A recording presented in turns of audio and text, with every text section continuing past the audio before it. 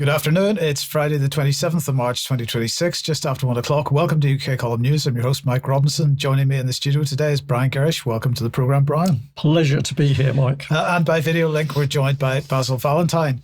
Now, later in the programme, Basil's going to have the latest on the Jewish ambulances story, and we'll be taking a look, and he'll also be taking a look at Zionist funding of politics in the UK. I'm going to have the latest on what's happening with Palestine Action, and Brian's going to be reporting on changes in the family courts. But we're going to begin, of course, with what's going on with Russia and Iran. Brian? Well, yes, I pause at this point, Mike, because to understand what's actually happening is probably as difficult as seeing through the mist and the clag over the sound behind us. Yes. But let's bring in the Independent, because this headline did really catch my eye. So, the big print, Britain's economy is the worst hit by Trump's Iran war. That caught my eye, as it was supposed to do. But let's just remind the audience that at the top of this little front page, we've got transgender athletes banned from all women's Olympic events. And then we've got 470 million of missing savings. That'll be corruption, Mike, which you've been heavily into recently. So this headline really shows the pitiful state of UK. Britain is not broken. It has been broken. It's been deliberate policy. But here's the headline. And of course, it's blaming the war on Iran. But there we have Starmer on the right side of the screen. And let's just bring in some comment. We've got to say to the Independent that actually the war's a joint effort. It's not to do with just Trump, because Starmer's been working hard, obviously, to give the US the basis and support it needs. But let's turn to Starmer and his X account and hear what the good man has to say. It's early morning here in Helsinki, and I'm about to meet Northern European leaders as part of a military capability. The focus here is very much on Russia, and obviously we're facing war on two fronts at the moment, in Iran and Russia's invasion of Ukraine. That invasion of Ukraine really matters for the United Kingdom. It affects us, and that's why today I'm announcing that I've given permission to the UK to intercept Russian shadow fleet vessels. These are vessels that are acting unlawfully in breach of sanctions. Well, now it's much later in Helsinki. We just wrapped up the meeting of Northern European leaders.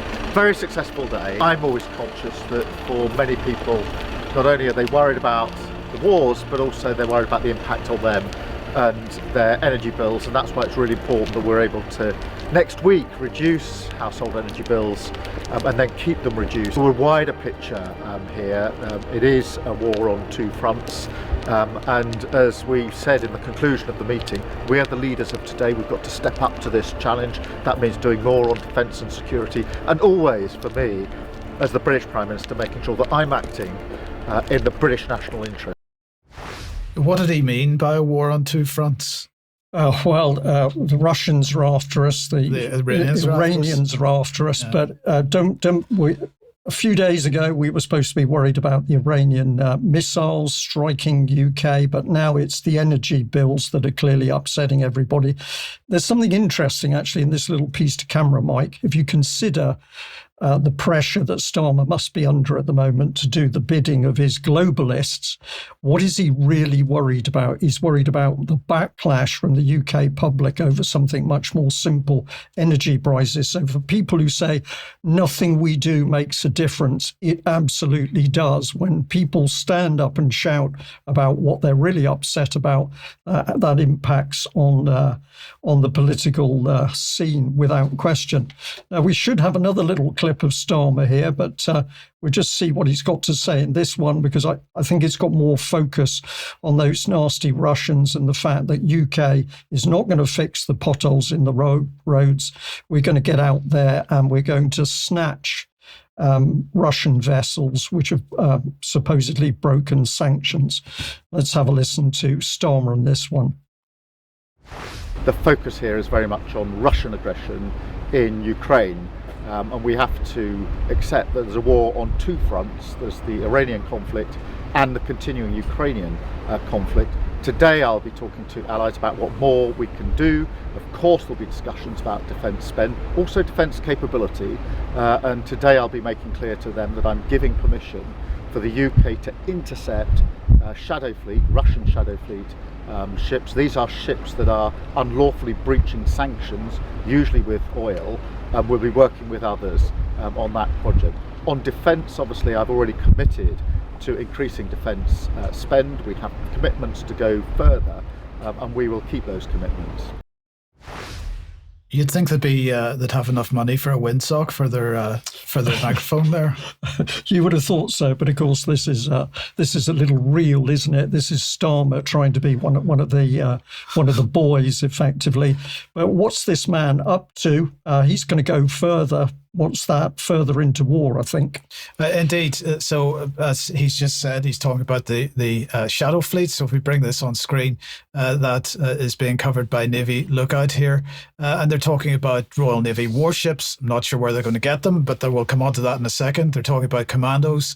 They're talking about law enforcement to intercept and board suspected Russian shadow fleet vessels in British waters. Now, the Starmer's narrative is that Russia operates an estimated 1,000 aging tankers in order to get round Western oil sanctions, with several transiting the English Channel each week. Now, each interception, he says, is going to require ministerial approval following assessment by military, legal and energy specialists. So the Royal Marines are going to be involved, Special Boat Service, Naval Air Squadrons. It's going to be helicopter led. And they say that this policy aligns the UK with JEF, that's Joint Expeditionary Forces, partners already active in the Baltic, and it aims to force shadow fleet vessels into costlier reroutes. And this is all about increasing pressure on Russia's sanctioned energy exports. Now, of course, Starmer is ignoring Trump's lifting of oil sanctions on Russia. Britain still has sanctions in place, and this is part of the justification for the action. But just to reinforce this point, I'm sorry to do this to everybody, but we should listen to what these people say. This is John Healey's take on the whole thing, the Defense Secretary. There's an axis of aggression between Russia and Iran. We've seen these similar tactics and technologies used by Iran as Russia uses in Ukraine, and I'm releasing today our latest defense intelligence assessment, which confirms that ahead of this conflict, Russia was sharing intelligence, it was providing training to Iran, including on types of drones and on electronic warfare. And while Putin wants us to be distracted from what he is doing elsewhere, we won't let him. And we'll see the Prime Minister again this afternoon, confirming as far as Ukraine goes that we and the allies he's with will stand with Ukraine for as long as it takes to see off Putin. We're wetting ourselves. Well, it is utterly incredible. These people have now got themselves in such a complex situation. They don't know which way to turn, but now blaming the Russians for giving Iran information. We give the Ukrainians information in order to target Russia. This is utter madness from these people. They are out of control, and you can see it on their faces, because more and more when they're in front of camera, you hear them stutter. They don't know what to say because there's no coherent plan behind what's going on. That is the frightening bit about it, is these people are just out of control. So the question is, what is the state of the Royal Navy? Because Donald Trump was pretty critical over the last day or two about Britain's involvement in helping with the Iran situation. Let's just listen to Donald Trump's comments. The UK say that we'll send, this is 3 weeks ago, we'll send our aircraft carriers, which aren't the best aircraft carriers, by the way. They're toys compared to what we have. But we'll send our aircraft carrier when the war is over. I said, oh, that's wonderful. Thank you very much. Don't bother. We don't need it. And we don't need it. And we don't need them. Now, as off his head as he is, he's absolutely right in this case. In this case, he's right. no disrespect to the people serving in the Royal Navy and at sea and on board our aircraft carriers, but it's absolutely true. Our aircraft carriers are not as powerful as their US equivalents. But the key thing here is that we no longer have a Navy to put around those carriers to make them work as a cohesive unit. And one carrier on its own is a liability. It's not a help. So I can absolutely believe, Mike, the US forces simply do not want the complexity of a partly functioning Royal Navy alongside them in the Gulf. They don't want a fractious European military force alongside them in the Gulf. It's a hindrance. It's not a help to them. And the state of the Navy at the moment here in the UK means that the assets we've got are pitiful compared to what we should be able to provide if it was justified in giving help to the Americans. Let's qualify that a bit by going to a Mark Felton production. This man has done some really excellent documentaries recently on current politics as opposed to historical events, but he's done a particular video on the state of the Navy. This is just a small section from that video. If we compare today's active fleet with the fleet that retook the Falklands in 1982, the sorry state of the Navy is plain to see. If another Falklands-type crisis was to emerge today, could we deal with it? Probably not. In 1982, the Royal Navy was quite large. Britain at the time had 3 aircraft carriers, 12 destroyers compared to 6 today, and 43 frigates compared to just 7 today. In 1982, the Royal Navy deployed the Falklands Task Force, which was 2 aircraft carriers, 8 destroyers and 16 frigates, plus an assortment of other vessels, and still managed to fulfill its other worldwide obligations. If the Falklands kicked off today, the Royal Navy could, at a stretch, deploy 1 aircraft carrier, 2 destroyers and 5 frigates. Well, I think the truth is, although Mark Felton's really excellent documentary, the RN today is not capable of doing even that.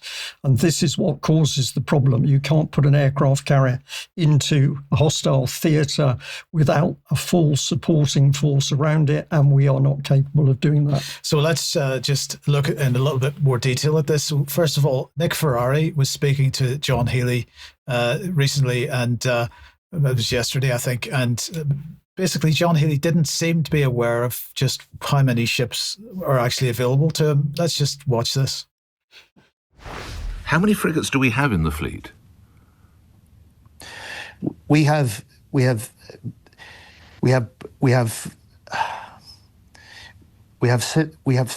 17 frigates and destroyers. It's down from 23 at the end of the last Labour government. And as I say, the number of mine hunters have been cut by more than a half. And so that we can meet not just the threats we face now, but the threats in the future. Mr. Healey, if we've got a fleet of 17 in total, where are they all? Well, every nation, with every piece of its military kit, has some in operation, some on deployment, some in states of readiness, some being repaired and maintained. We only have one in operation. It's a regular rhythm that is common to military planning. But we only have HMS Dragon in operation down there now. Where are all the others? Are all the others being repaired in some way, shape, or form? I'm proud of what we're able to do. I'm proud of the fact that the forces we've got have risen to the challenges in the Middle East. I know, sir, but are they all being repaired, or are they not functioning correctly? 17 vessels. We would have known for months that we were heading this operation in April. Why did it not occur to someone, well, we're going to need one of our warships because we're commanding the operation in April, let's make sure it's available. Why did that not occur to anyone? We were preparing Dragon for that flagship role. So we have one warship available because Dragon had to go obviously down to Cyprus. I have to make decisions based on what we've got. So he has to make decisions based on what they've got, but they've got nothing. This is true. I hesitate to say this, but I could possibly feel some sympathy for Healy, because I suspect one of the reasons he does not know what he's got is because the whole military system is now so broken, it's so chaotic, that we haven't got anything. But of course, what the military then does when they don't have the assets is that they start to manipulate information to ministers to make it appear everything is okay. So I'm going to say Healy should have done his homework, but he should have been briefed. But essentially, the situation now in the Royal Navy and the RAF and indeed the Army is so broken and chaotic that people do not know what we have and don't have. And then he was on ITV and he was asked if he was proud of the state of the Royal Navy. Do you think the Navy is at its very best? It represents the greatest naval force in the world as it used to. Are you proud of it? My point is that we strengthen our defences, we defend our allies as we have done, we protect our bases and our people as we have done from day one in a range of ways, and that includes the fact that our jets have been flying since day one. Our British pilots in the Middle East have flown over 1,000 hours now. Forgive me, I'm asking you about ships and you're answering me about planes. So. Yeah, well, the truth is now coming out. We are watching breakdown of the armed forces, but of course this is not accidental. It's been engineered over the years, and part of the formation of the EU military force, military unification was part of that. Okay, so let's bring Ben Obasi-Jekti on screen. I probably messed up his name, but anyway, this is what he posted on X on Wednesday.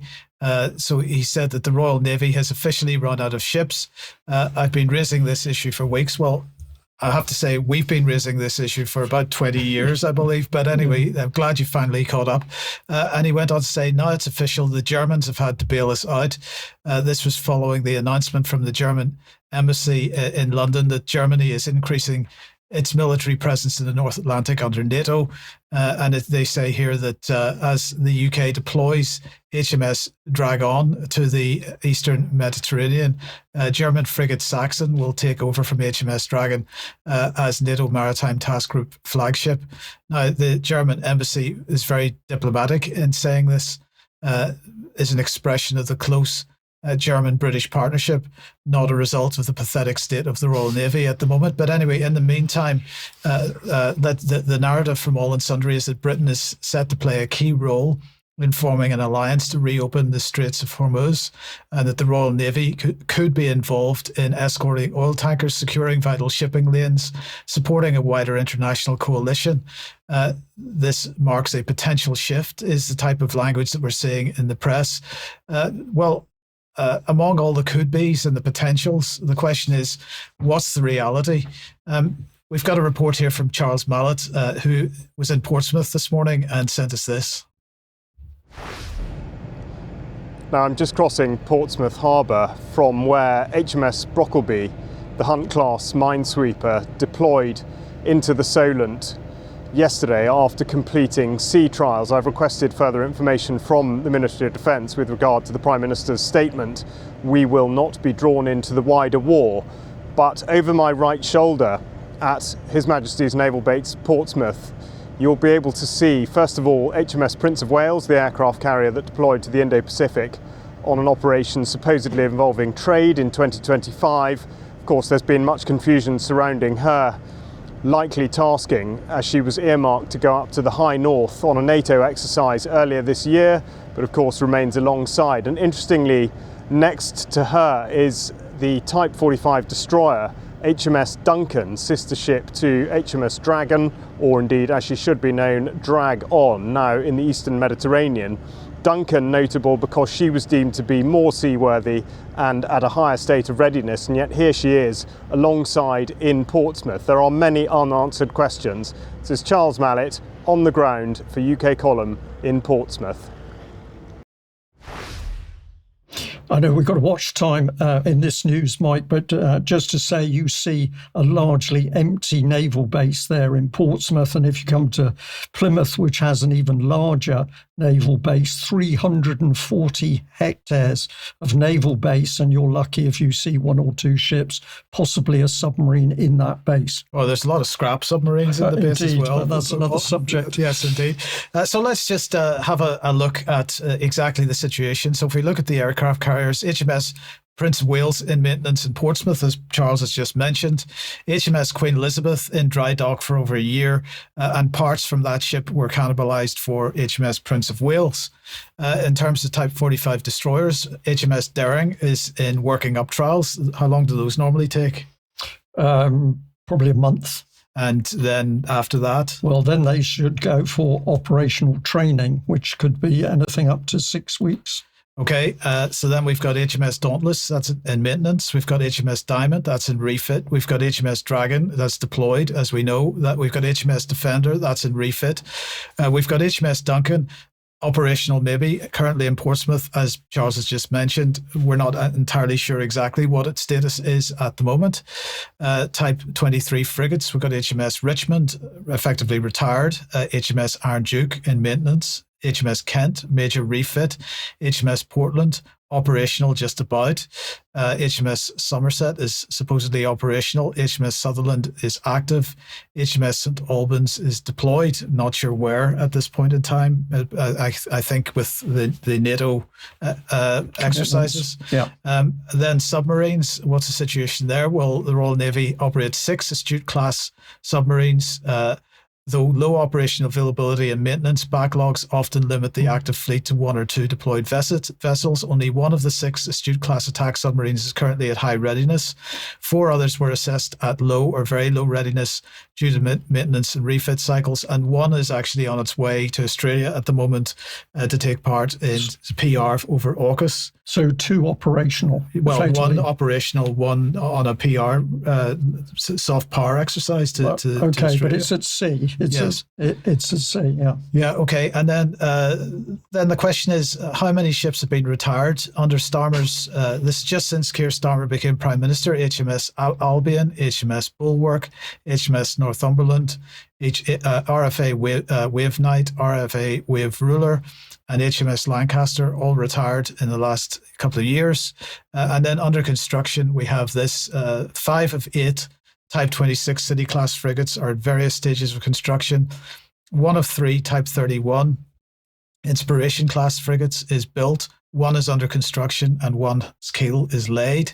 And the number of new warships commissioned into service since Starmer became Prime Minister is 0. So There we go.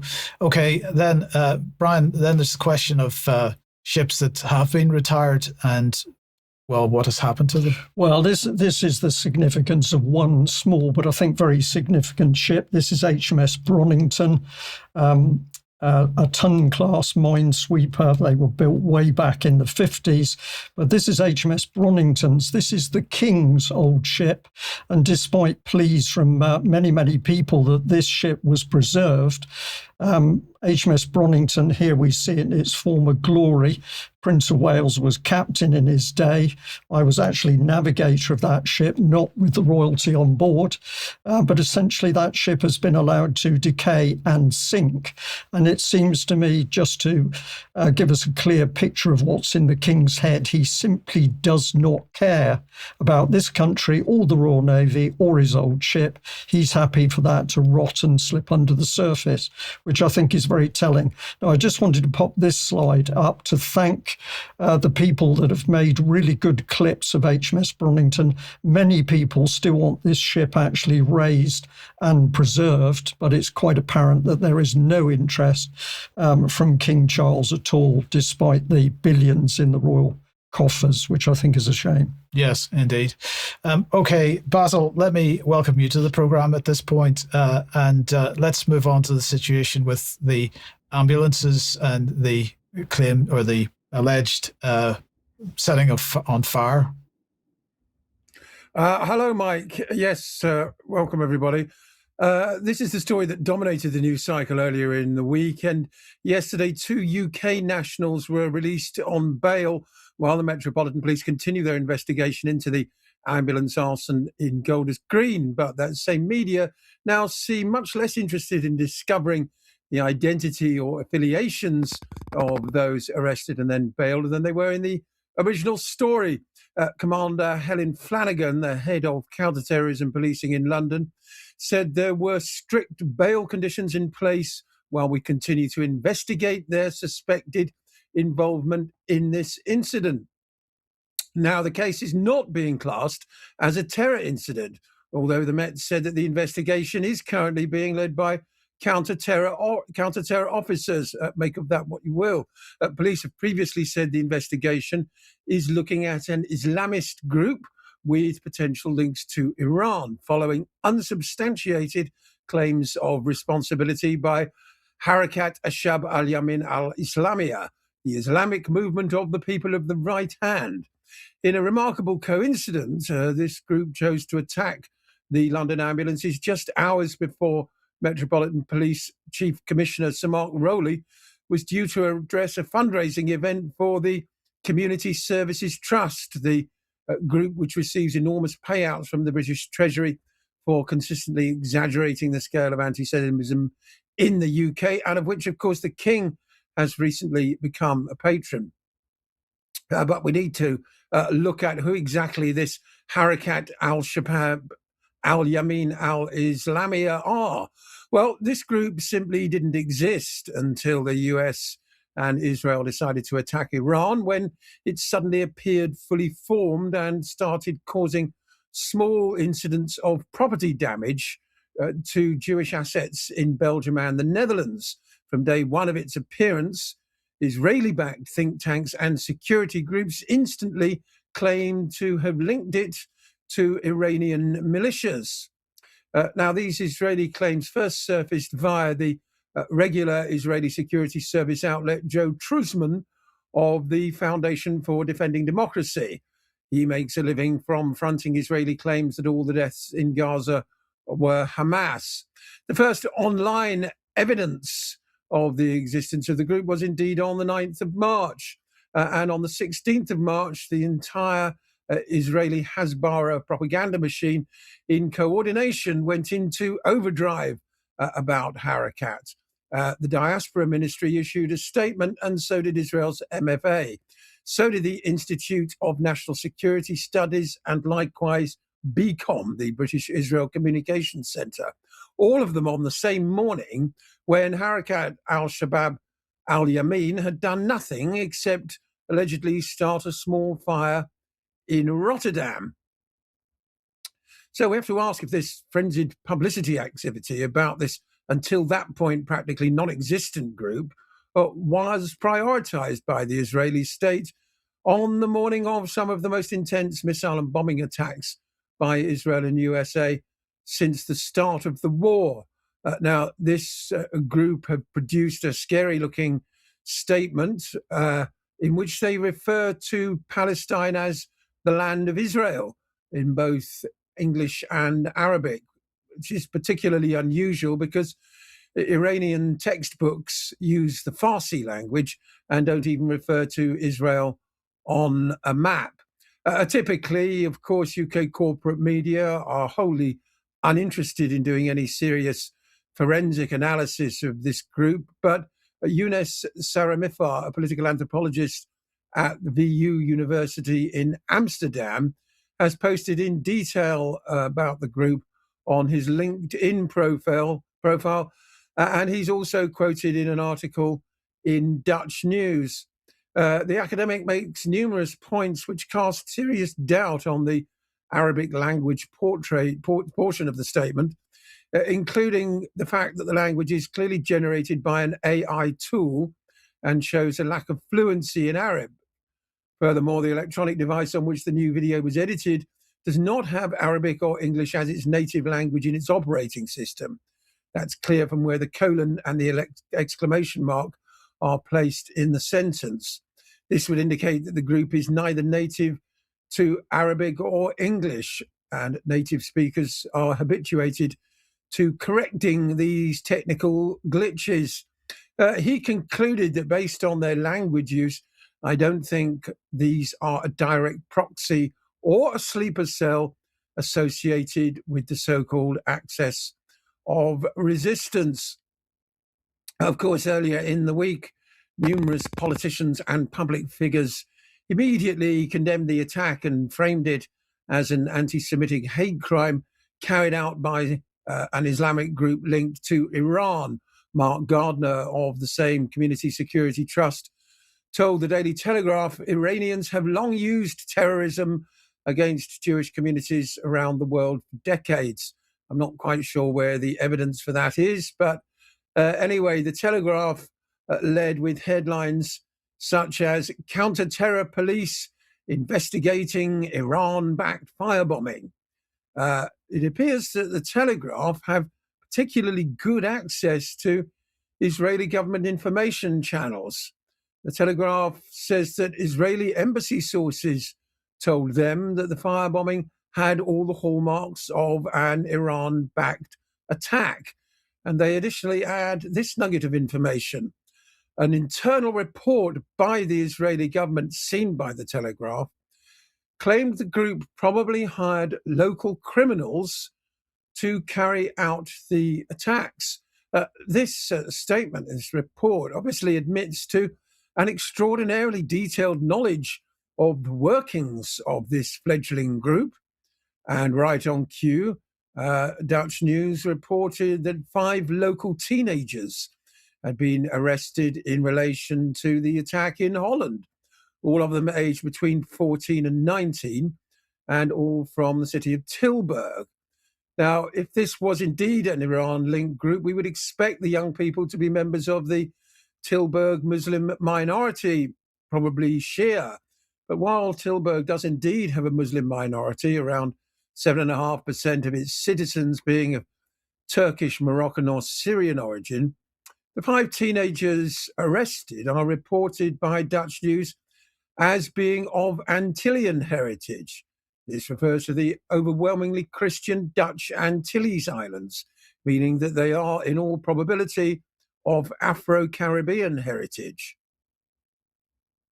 So it seems then that the author of the internal report by the Israeli government mentioned above, and to which the Telegraph mysteriously has access, is thinking along the right lines by saying that local youths were being employed by the Iranians, or in the case of the 2 men released on bail yesterday, middle-aged men in the UK being recruited to do the dirty work.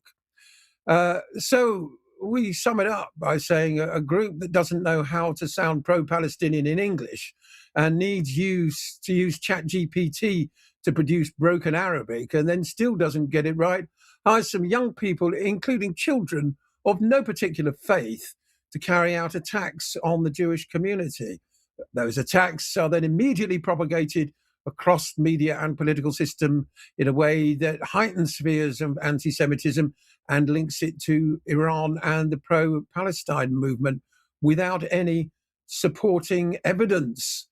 As Younes Saramifar points out, Iran has shown consistent disinterest in anti-Semitic expressions and discord that target Jewish faith and communities, focusing their rhetoric instead on Zionism and Israel, and indeed, in the midst of an existential war, setting fire to ambulances in North London would hardly be a priority for the Iranian government.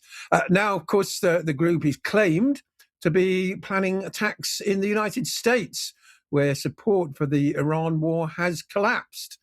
This narrative is, of course, very convenient for those seeking to stoke up fear and prop up support for the war. But as the rapper Low Key points out, this group appears to operate entirely within the Zionist propaganda ecosystem, as we can see in slide 5. The CBS being the sole group to which they've spoken. Finally, as a coda to this story, there was some very aggressive and intimidatory behavior towards an Al Jazeera television crew covering the scene. And it turns out that one of the individuals involved is a Metropolitan Police reservist, David Soffer. We trust that the Metropolitan Police will leave no stone unturned in their zeal to follow up his case and indeed to find out who the real perpetrators of the arson attack were.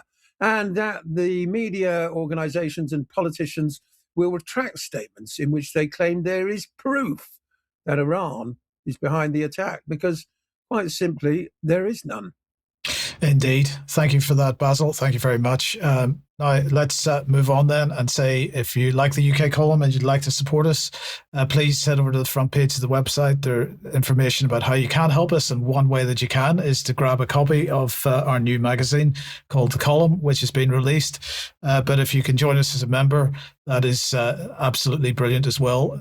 Now, if you can't support us financially, then please do share this program and any other content that you like, because that helps us beat the censorship regime. But Brian, let's talk about the magazine again. Well, to do that, I'm going to bring you back on screen again, God. Mike. So let's play this little video clip. I did enjoy it yesterday. Wednesday, I was out of the UK column studio, so I was also watching the news, and I thought the reaction of Vanessa in particular was wonderful. So let's just play this little ad clip. The long-promised return to print has happened at last with the launch of The Column, our new magazine.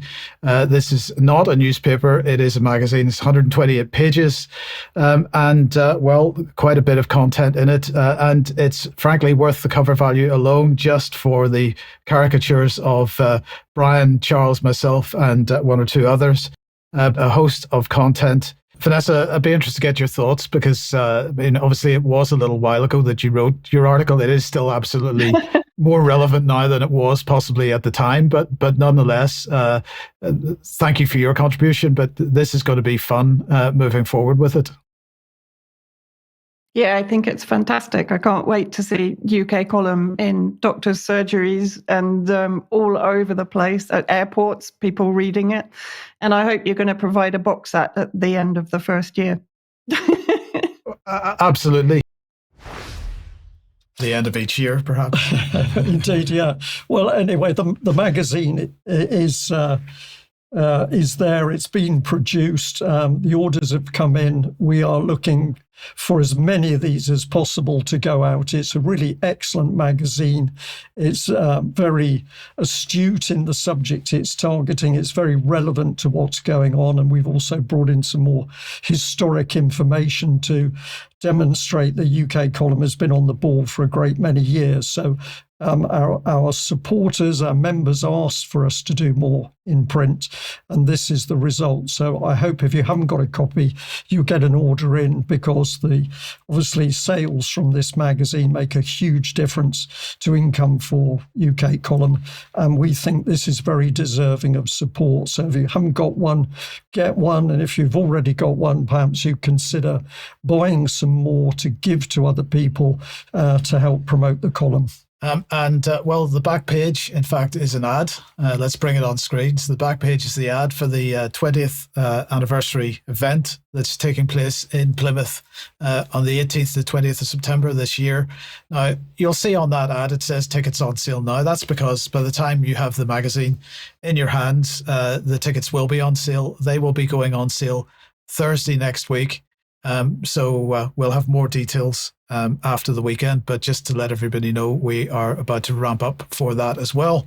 Now, tonight at 7 p.m, Germ is talking to Hakeem Anwar on a digital ID.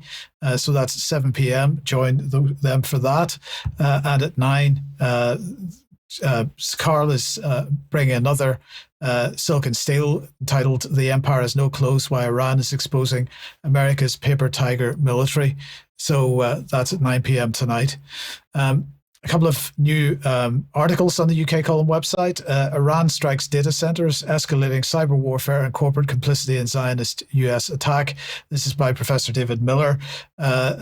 Another look at what's been going on over the data center attacks that happened pretty much at the beginning of the current Iranian conflict.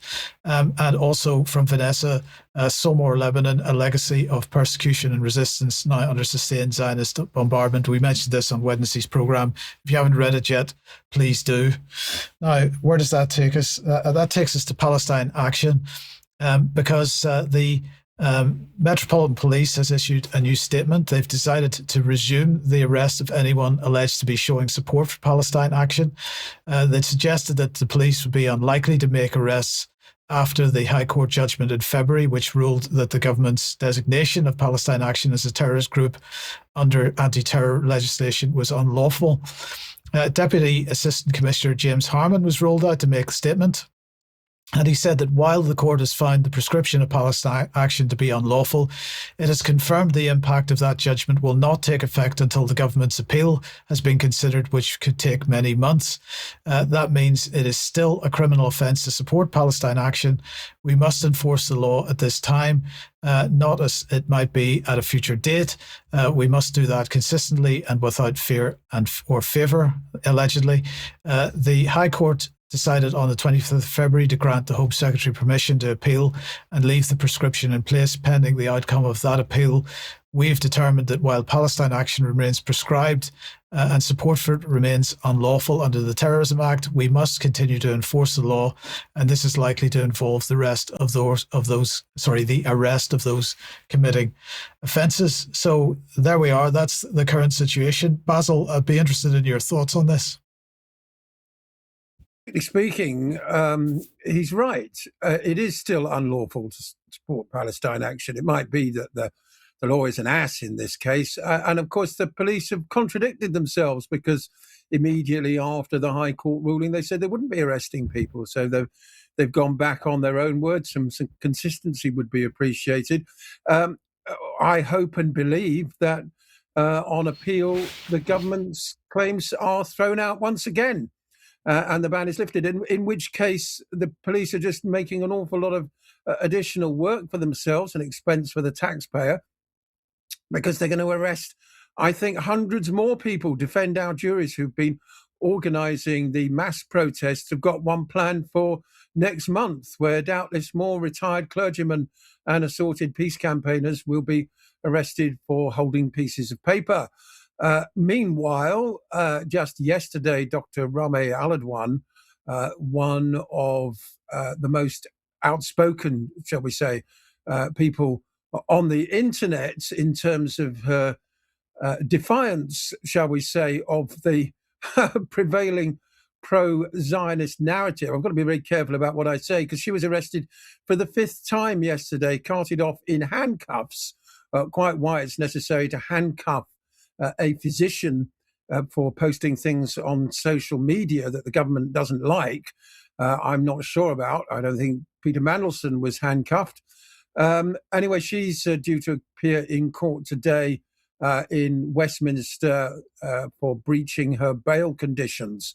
This, of course, all goes back to her support for Palestinian resistance, and in particular for the organisation that won the elections there some 20 years ago. I'm not even going to name it. But that organisation is currently fighting its own prescription in the court. And there was an update on that this week from the barrister Frank McGuinness. Now, the judge in that case has already criticised the government for its endless delays. The reason ultimately why Rameh Aladwan was arrested is because she is prepared to speak up on behalf of the, in international law, entirely legitimate resistance by the Palestinian people to their oppressors. But as you can tell by the way I've been dancing around this subject, we don't really have freedom of speech about matters in the Middle East in Britain at the moment. Absolutely right. Now, on the topic then of protests, Brian. Well, great segue into the fact that, of course, we've got a big demonstration together coming up in London over the weekend. Now, I just picked on the warning put out by the US Embassy here, US Embassy and consulates in the United Kingdom, demonstration alert, planned demonstrations in London, March 26, 28, 2026. And the Americans just give a bit of detail of the starts, but effectively they are saying to their own people and personnel, steer clear of London. So the first thing we can understand is these demonstrations do hit home on the big players, because the American consulate has got to pay attention to what's happening. But one of the things UK Column would like to highlight, and Ben Rubin will be looking into this in more detail on Monday, is the fact that a very big demonstration planned together is the main glue holding everything together. But of course, there's lots of players at work, and therefore there are concerns about what is really going to come out of this demonstration. Now, the running order here is that at 12 o'clock there's going to be assembly at Park Lane, and then it moves on to the later afternoon in Trafalgar Square, finishing at 6 p.m. The police are clamping down on a lot of things, including live announcements and music in the wrong places, and drumming, and also the use of fireworks. So the police pretty aggressive before things have even kicked off. And just to highlight this business of who is protesting and why, if you look at the Together site, hopefully this will run, but we should be able to sort of, here we are, here's on the right of your screen is a list of all the various groups taking place. Far too many to list or name for the news. But really, this is symptomatic. People are there supposedly for peace, to stop the bombing against Iran in particular. But they have so many other interests that it becomes difficult for a cohesive agenda as to why they're really there. But we will look into this in a greater commentary in the news on Monday. Now, if we look at the main players, we've got Together, and they are really for stopping the US and the Israeli strikes. But we've also got Stage for Freedom, which is a group actually pushing for the overthrow of the Iranian government. They want, quote, democracy reinstalled in Iran itself. But this just gives you another idea of the undertones of one demonstration, which appears to be one thing, but within it there are a number of very different groups with very different objectives. There's actually a second Iranian group which is talking about regime change effectively in Iran, Stage of Freedom. And if we have a look at what they say that since September 2022, Iranians of all backgrounds have come together to build a free and democratic Iran, and the British Iranian diaspora is no exception. Now, they may believe what they do. I have spoken to some of these people, and in the next few days we will have some of those interview clips available. But there's a lot of passion there. But of course, is Iran ever going to be free if the Western Axis gets its hands on it? So remains to be seen. But let's take our minds back to the days of the anti-Vietnam War protests, not only taking place in UK, but America.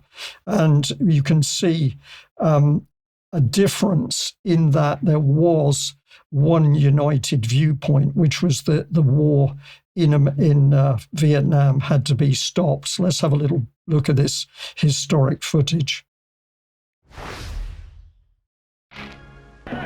London. Some estimates put the figure as high as 100,000, others much less. But the anti-war in Vietnam demonstration was a massive magnet which drew protesters from all over the country. Just a few agitators in the crowd could spark off trouble, which once started would be very difficult to control. Mart stewards, however, did a good job in maintaining order. The United States Embassy were the target.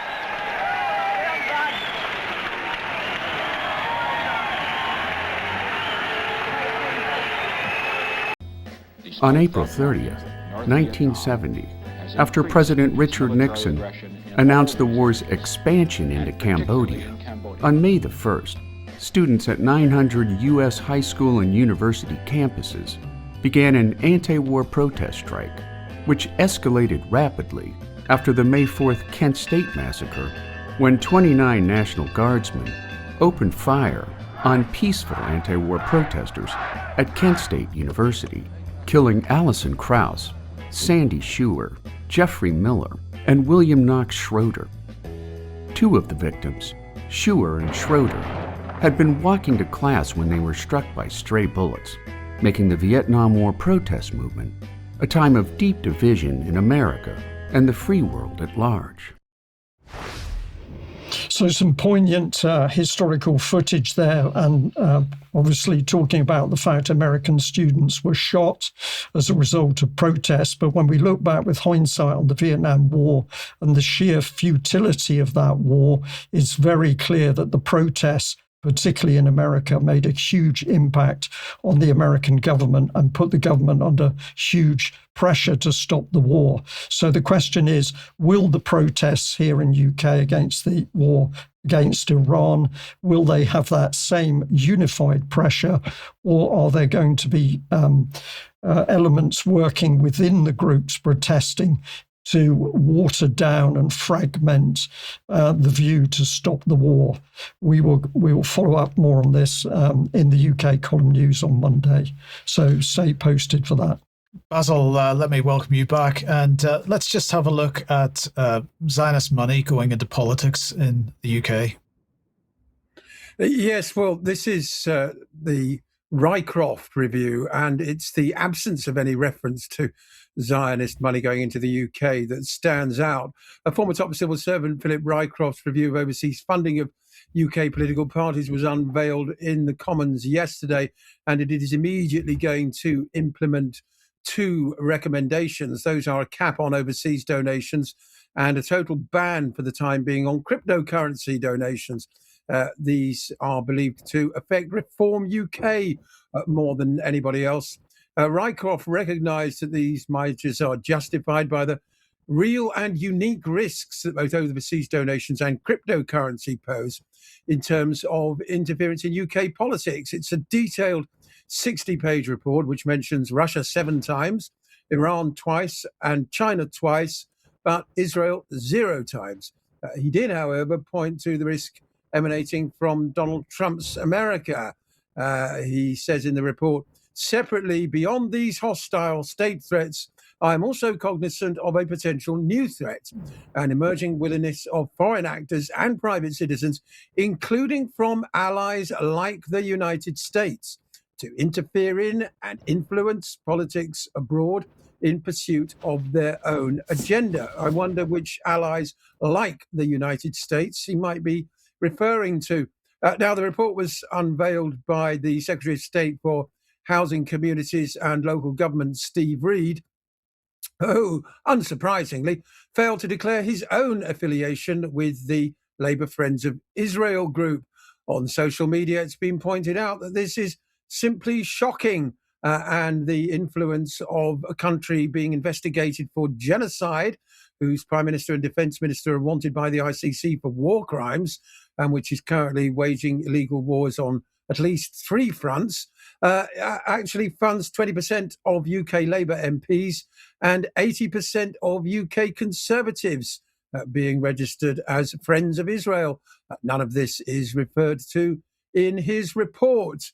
But in this regard, of course, Steve Reed is far from unusual among MPs, as we can see on these slides now.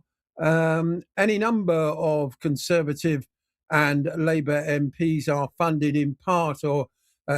Can I... Well...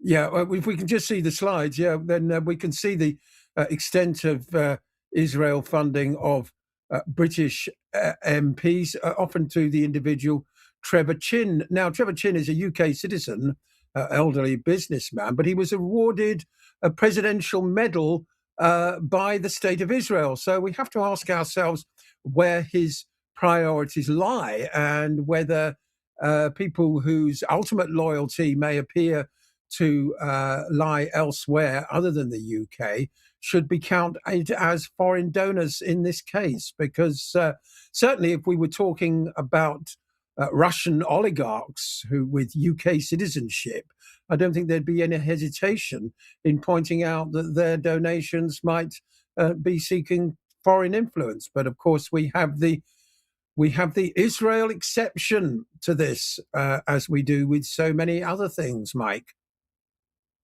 Basil, thank you for that. Now, just before we move on from there, you mentioned Trevor Chin. Let's bring him on here because this graphic says that he's a UK businessman with deep ties to pro-Israel organisations such as the Joint Israel Appeal and Labour Friends of Israel. We've seen slides there of the Tories, of Labour, and we also saw some reference to Reform as well.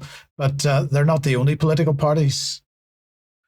No, the Green Party as well. Who knows who's funding them? The one party that I would say is unlikely to be funded by Israel is your party, but remains to be seen whether they are accused of outside funding.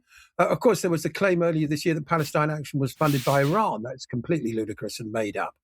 So I welcome transparency from all political parties and all politicians about who is paying them and why. Indeed, and so we'll talk more about that in extra, and particularly considering the legislation which is going through at the moment with respect to foreign influence. And of course, that's aimed at people that are perceived to be influenced by Iran and Russia and China, but no mention of anybody that might be influenced by Israel. But anyway, let's change topics, Brian. And of course, one of the topics that the UK column has been covering for 20 years has been what's been going on with forced adoptions, children's courts, and so on. Indeed. And one of the things that I'm saying more and more is while people are focused on politics outside of UK, something that's never changed, as Mike's indicated, is the attack on not only the minds of our children, but the children themselves, particularly getting them away from their parents. Now, a huge thank you to one of our viewers who emailed me to say, had I seen this article, which I hadn't at the time. So it's a BBC report. The headline says it all. Mum took own life after a forced adoption. Now I want an apology. This is a very sad story about a young 18-year-old mother who desperately tried to keep her baby after giving birth in 1971.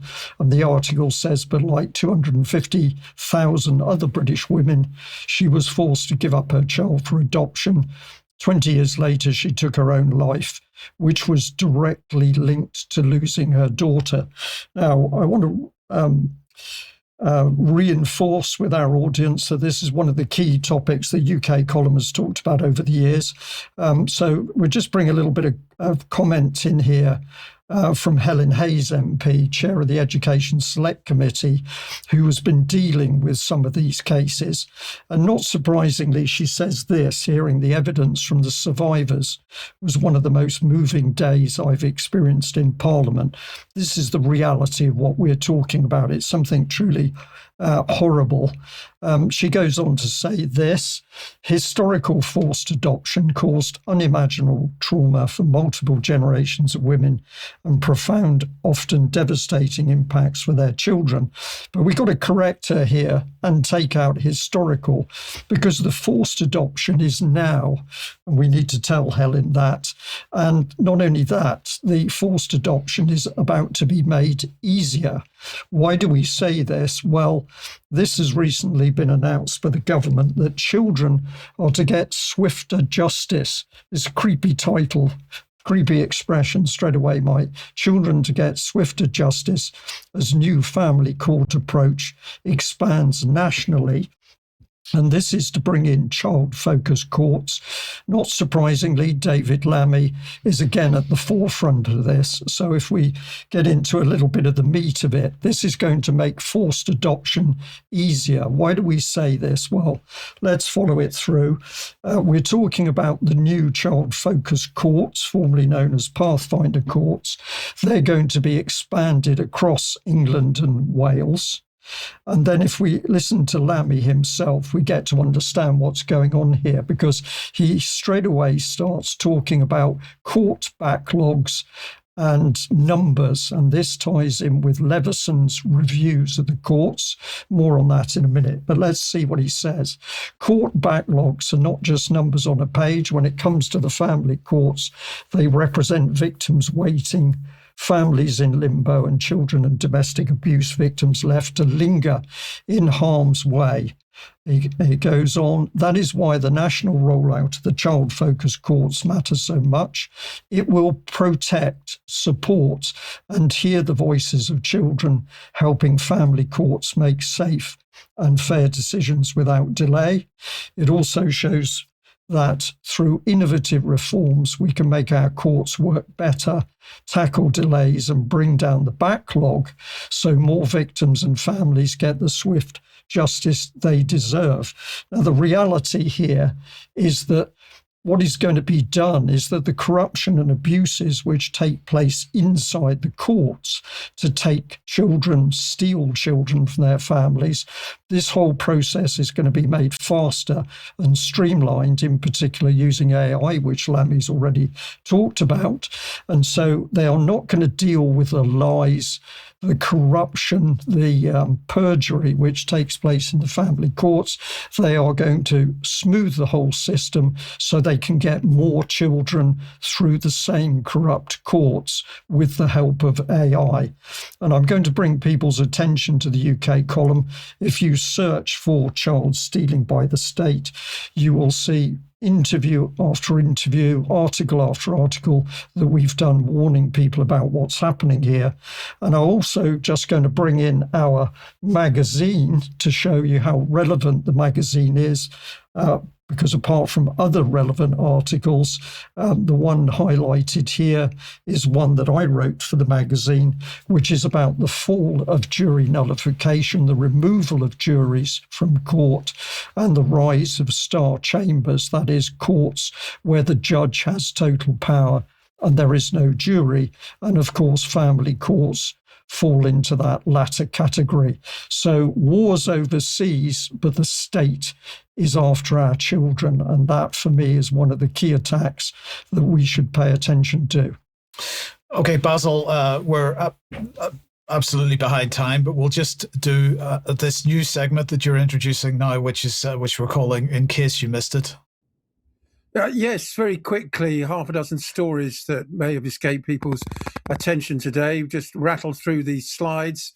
First of all, the United Nations this week, US and Israel voted against recognizing slavery as a crime against humanity. I wonder why. Okay, next one is, Brian mentioned this at the top of the program. The Olympics is banning transgender women from female events. A rare victory for common sense, it would seem. Next one, please. This is a rather disappointing story. Volkswagen, the car maker, in a lot of trouble at the moment, losing money. So they are considering moving into producing Iron Dome rockets at one of their factories in Germany to protect Israel instead of making cars for the people of Europe. So we'll see about that. No surprise here, Labour lost the white working class voters to the Greens in the Gorton and Denton by-elections, say analysts. This is Labour's own internal report, wondering if the endless lurches to the right are in fact costing them votes. People need a reason to vote Labour, is their conclusion. Wow. I mean, there is certainly no reason to vote Labour at the moment. Also, I believe we'll be looking at this in detail with Ben Rubin next week. Former Google executive is now set to take over at the BBC, consolidating the tech bros' grip on our media now via the biggest national institution that we have, the BBC. This one is particularly sad for me, to be honest, and goes beyond the remit of what a government elected with 1 in 7 of the adult population should be able to do. 7 new towns to be built in England. More of our precious greenbelt and countryside is to be torn up to build what are invariably very badly, shoddily built, cheap little houses with the kitchen in the living room, no built-in cupboards, and what's more, tearing up the countryside, as I say, to no obvious purpose. There are lots of brownfield sites available in Britain, lots of other ways we can increase housing capacity without destroying the countryside, but Labour seem determined to do so. Absolutely. Thank you for that, Basil. So this is going to be a regular segment to end the programme on Fridays. So thank you for that. Now, and we do have to end the programme now. Thanks to everybody that's watched, and to Basil and Brian for contributions. And we will be back, if you're a UK Column member at least, stay on the live stream for UK Column News Extra. Don't forget the magazine. Don't forget Jerem and Carl tonight. Have a great weekend, and we'll see you at 1 p.m. again, as usual, on Monday. See you then. Bye-bye. Bye-bye.